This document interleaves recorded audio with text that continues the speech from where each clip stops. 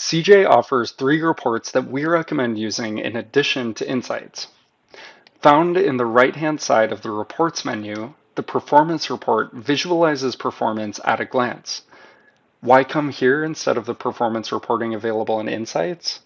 Because this report allows you to set a cadence ranging from daily to monthly to no trend, which can help you quickly assess how various partners and links are performing for your program, aggregated the way that is most helpful to you. This report is also a good place to regularly check for unusual spikes or dips in your program, which can alert you to fraud or integration issues. The Reports Transactions tab will take you to 2 key forms of financial reporting: commission detail reports and transaction reports. Commission detail reports show you a transaction level breakdown of your financial interactions with your partners.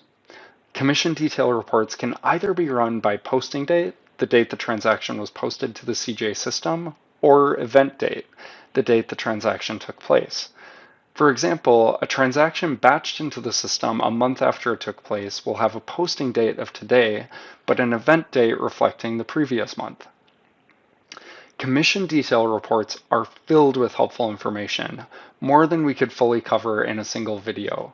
But some of the primary uses for this report are seeing how much commission was paid out for a particular order, identifying key details tied to a particular order, like the attributed site and link, the coupon used, or if a situation was triggered, determining which orders are still in new status and therefore correctable.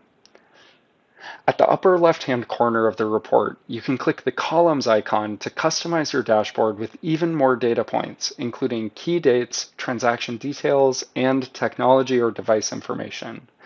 You can also manually create commissions from this report by clicking the Create Commission button.